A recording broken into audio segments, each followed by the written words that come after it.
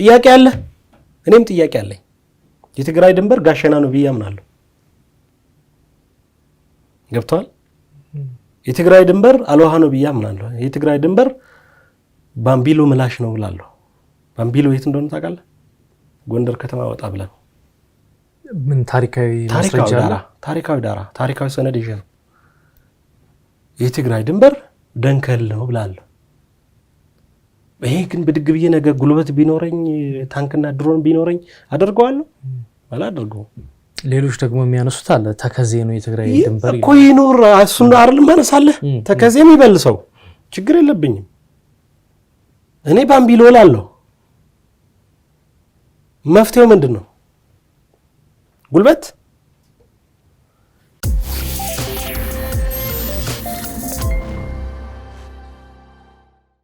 ይህ ቃለ መጠይቅ ከ9 ወራት በፊት አንድ አፍታ ሚዲያ ከሳልሳይ ወያኔ ፓርቲ አመራሩ አቶ ኃይሉ ከበደ ጋር ካደረገው ቆይታ የተቀነጨበ ነው። አቶ ኃይሉ በወቅቱ የትግራይ ግዛት እስከ ጎንደርና ጋሸና እንደሆነ ይህንንም ወደ ትግራይ ግዛት ጠቅልለው አገረ ትግራይን መመስረት ዓላማቸው እንደሆነ የተናገሩበት ነው። በምርጫ ቦርድ ባስገቡት የፓርቲያቸው ማኒፌስቶ ላይም ዓላማቸው አገረ ትግራይን መፍጠር እንደሆነ ይገልጻሉ።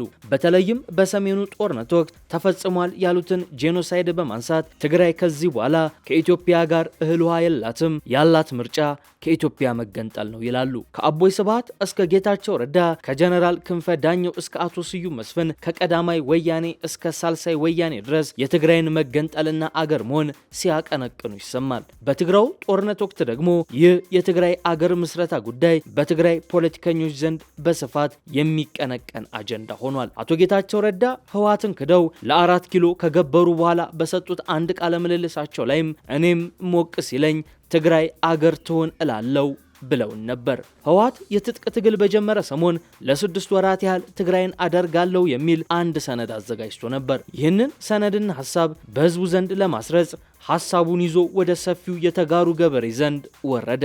ያኔዎቹ የህወሓት ፍል ወጣት ታጋዮች ትግራይን አገር እናደርጋለን ሲሉ ህዝቡ እንዲህ የሚል ምላሽ ነበር የሰጣቸው። እንዳላችሁት ትግራይን አገር አደረጋችሁም በል፣ ነገር ግን ስንገነጠል ኢትዮጵያ የሚለውን ስም ይዘን ነው ወይ የምንገነጠለው የሚል ምላሽ ነበር ህወሓት ከትግራይ ህዝብ መልስ የተሰጠው። እዚህ ጥግ ድረስ ትግራይና ኢትዮጵያ የማይነጣጠሉ የተያዙ ናቸው። የገንጣይ ተገንጣይ ትርክት አራማጁ ህወሓት ግን ሸዋ ትግሬን በኃይል አስገብሯል በሚል ስሁት ሻዕቢያዊ ትርክት ተነድቶ ትግራይን ለመገንጠል አስቦ አልሆነለትም። ትግራይ በኢትዮጵያ አገረ መንግስት ምስረታ ውስጥ ትልቅ ሚና ያላት ናትና ይህንን እንድናስታውስ ያስገደደን ሰሞንኛው የሶማሌላንድ አገርነት እውቅና ጉዳይ ነው። ጀነራል ክንፈ ዳኘው ከሳምንታት በፊት ትግራይ ነፃ አገር መሆን አለባት በማለት ተናግረዋል። ትግራይ በአነስተኛ መስዋዕትነት አገር መሆን አለባት ብለው እንደሚያምኑ የተናገሩት ጄኔራሉ የሚፈጸመውም በፖለቲካዊ ቁርጠኝነትና በህገ መንግስቱ አንቀጽ 39 መሰረት እንደሆነም ጠቆም አድርጓል። የትግራይን ሀገርነት ለማደናቀፍ የሚንቀሳቀስ አካል ካለም ለመመከት ወይም ለኃይል አማራጭ ለመጨረስ መዘጋጀት አስፈላጊ ነው ብለዋል። ጀነራሉን ጨምሮ ጥቂት የማይባሉ የትግራይ ኤሊቶች የትግራይን አገር መሆን ያቀነቅናሉ። ባለፈው አርብ ኔታንያሁ ታሪካዊ ያሉትን ውሳኔ በሶማሌላንድ ላይ መወሰናቸውን ተከትሎ በማህበራዊ ሚዲያ ላይ ያሉ የህወሓት አክቲቪስቶች ከሶማሌላንድ በመቀጠል ቀጣዋ ተረኛ ትግራይ ናት በማለት እያሰራጩ እንደሆነ አንድ አፍታ ሚዲያ መታዘብ ችሏል። ዶክተር ደብረጽዮን ገብረ ሚካኤል ከ5 ዓመት በፊት የህወሓት 45ኛ ዓመት የምስረታ በዓል ሲከበር እንዲህ የሚል መልእክት ለትግራይ ህዝብ አስተላልፈው ነበር። በኢትዮጵያ እየተከሰተ ያለው ጣልቃ ገብነት እንዲሁም ደግሞ በትግራይ ላይ ያለው ጥላቻ የማይስተካከል ከሆነ ትግራይ ራሷን የቻለች አገር ናት ብላችሁ ልታውጁ ይገባል በማለት በእንዲህ መልኩ በህወሓት አባላትና በጥቂት የትግራይ ኤሊቶች እየተቀነቀነ ያለው የአገረ ትግራይ ጉዳይ ለግብጽና ሻዕቢያ ሰርግና ምላሽ ነው። እስራኤል ለሶማሌላንድ የሀገርነት እውቅና መስጠቷን ተከትሎ ኤርትራና ግብጽ ውሳኔውን መቃወማቸው ይታወቃል። የእስራኤል ውሳኔ የሶማሊያን ሉዓላዊነትና ግዛታዊ አንድነት የሚጥስ ነው በማለትም ከሰዋል። በሌላ በኩል ደግሞ ህወሓት የትግራይን ሀገርነት አውጃለሁ ዓለም ይወቅልኝ ቢል አዋጁ በተነገረ በአንድ ሰዓት ውስጥ ለትግራይ የሀገርነት እውቅና የሚሰጡት ግብጽና ኤርትራ እንደሚሆኑ የሚጠራጠር አይኖርም። የእነሱ የሉዓላዊነትና ግዛታዊ አንድነት መርህ ለኢትዮጵያ ሲሆን የሚሰራ አይሆንም።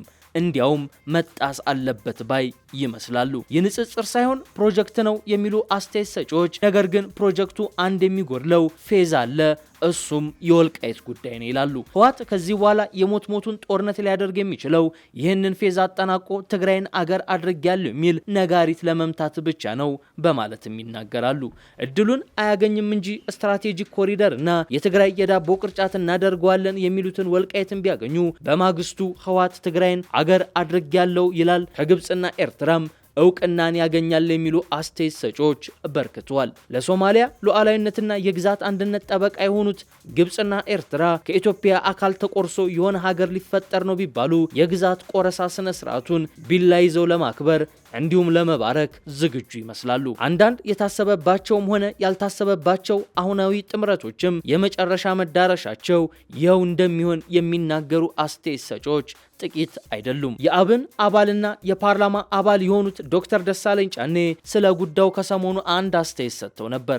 ዶክተር ደሳለኝ በአስተያየታቸው የእስራኤል ሰሞነኛ እርምጃ በኢትዮጵያ ላሉ የውስጥ ኃይሎች መጠቀሚያ እንዲሆን በር ከፋች ሊሆን ይችላል ሲሉ ስጋታቸውን ገልጿል። አንድ አፍታ ሚዲያ ያነጋገራቸው ተንታኞችም ለሶማሌላንድ የተሰጠው እውቅና በኢትዮጵያም ሆነ በቀጠናው ላሉ ተገንጣይ ኃይሎች የልብ የሚሰጥ እንደሆነ በመናገር ላይ ይገኛሉ። በእርግጥም የሶማሌላንድ የአገርነት እውቅና ጉዳይ እንደ ኦብነግና ህወሓት ላሉ በኢትዮጵያ ውስጥ ላሉ ተገንጣይ ኃይሎች የልብ የሚሰጥ ነው። ከእስራኤልና ኢትዮጵያ በተቃራኒ የሚቆሙ እንደ ግብጽ፣ ተርኪ እና ኤርትራ ያሉ አገራት በኢትዮጵያ ውስጥ ያሉ ተገንጣይ ኃይሎችን ሊደግፉ ይችላል በሚል ይሰጋል። ስጋቱ ግን ይህ ብቻ አይደለም። የእስራኤል ሰሞነኛ ድንገቴ እርምጃ ለቀጠናው የከፋ ቀውስን ሊያስከትል ይችላል በሚል ስጋታቸውን የሚገልጹ በርካቶች ናቸው። ከሶማሊያ አንጻር ሶማሌላንድ እውቅና ማግኘቷን አልሸባብ ይበልጥ ሶማሊያውያንን ለማነሳሳት ሊጠቀምበት ይችላል ብለው የሚሰጉ ወገኖች በርካታ ናቸው። ይህ ከሆነ ጉዳዩ ሶማሊያን ጨምሮ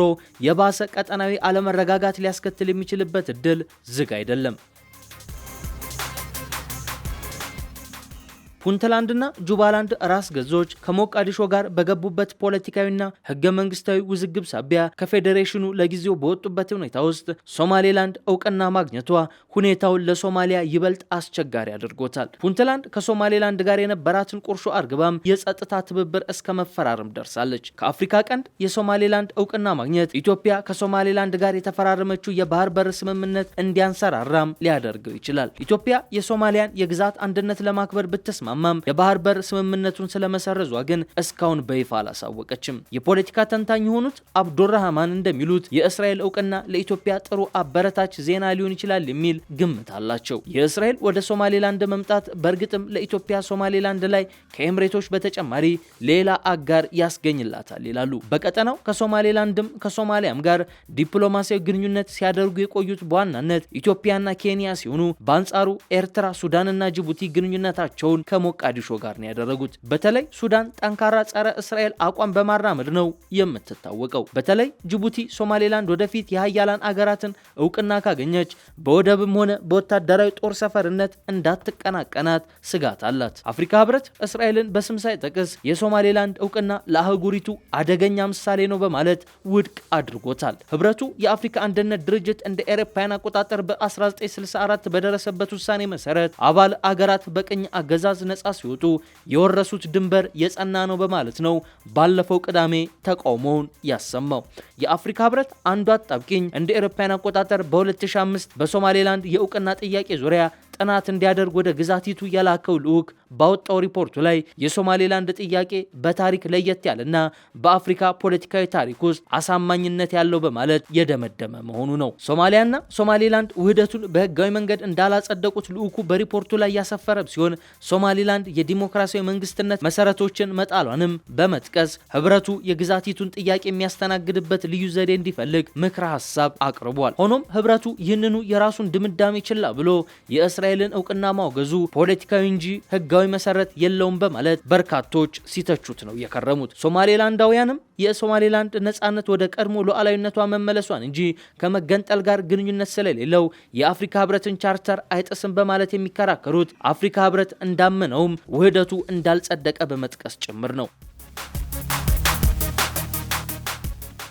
እስራኤል ለግዛቲቷ የሰጠችው እውቅና አፍሪካ ህብረትን ሌላ አጣብቂኝ ውስጥ የሚያስገባበት ሁኔታም ሊፈጠር ይችላል። የእስራኤል ውሳኔ አፍሪካ ህብረት ለእስራኤል የሰጣት የታዛቢነት መቀመጫ እንዲነሳ ለሚፈልጉ አገራት ተጨማሪ እርሾ በመሆን የህብረቱን አባል አገራት ይበልጥ ሊከፋፍል የሚችልበት እድል ክፍት እንደሆነ ተንታኞች እየተናገሩ ነው። ሶማሌላንድ የዓለም 1/3 ነዳጅ ከመካከለኛው ምስራቅ ወደ አውሮፓና ኤዥያ በሚተላለፍበት ባቤል መንደብ ሰርጥ አቅራቢያ መገኘቷና ቦታው ለኢራንና ለየመን ቅርብ መሆኑ ነው ለእስራኤል ስትራቴጂካዊ ጠቀሜታውን ያጎላው። እስራኤል ከሶማሌላንድ ጋር በአገር ደረጃ ትብብር መጀመሯ በኤደን ባህረ ሰላጤ ላይ ወታደራዊ ጣቢያ እንዲኖራት በር ሊከፍትላት ይችላል። በዚህም እስራኤል የቀይ ባህር አዋሳኝ ሳትሆን በቀይ ባህር ጂኦፖለቲካ ውስጥ ቀጥተኛ ተዋናይና የቀጠናው ሀያላን የሆኑት የግብጽና ሳውዲ አረቢያ ተገዳዳሪ ነው የምትሆነው። የየመን ሁቲዎች በእስራኤል ላይ የሚሳኤል ጥቃቶችን መፈጸም ከጀመሩና እስራኤል ከኢራን ጋር ቀጥተኛ ወታደራዊ ግጭት ውስጥ ከገባች ወዲህ እስራኤል ለሶማሌላንድ እውቅና እንድትሰጥ የውጭ ፖሊሲ ተንታኞቿ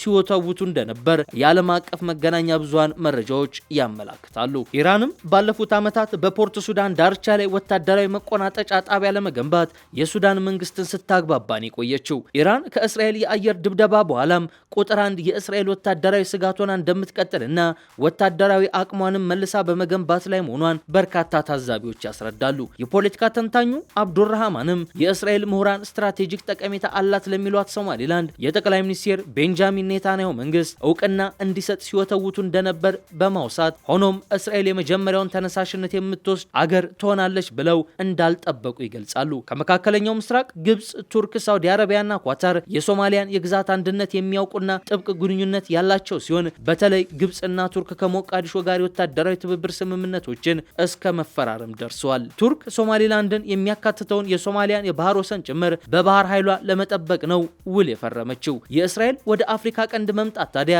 በተለይ ቱርክ በቀጠናው ያላትን ተጽዕኖ የሚገዳደር እና ከእስራኤል ጋር ሽኩቻ ውስጥ የሚያስገባት መሆኑ አይቀርም። ለዚህም ነው ግብጽና ቱርክ ፈጥነው የእስራኤልን ውሳኔ ያወገዙት። በአንጻሩ የአብርሃም ስምምነትን ቀድማ የተቀበለችው የተባበሩት አረብ ኤምሬቶች ከሶማሌላንድ ጋር ጥብቅ ግንኙነት ያላት ሲሆን በርበራ ወደብን የሚያስተዳድረው ግዙፉ የዱባዩ የወደብ ኩባንያዋም ወደቡን ለማስፋፋትና ከኢትዮጵያ ጋር ለማስተሳሰር ከፍተኛ መዋዕለ ንዋይ አፍስሳለች።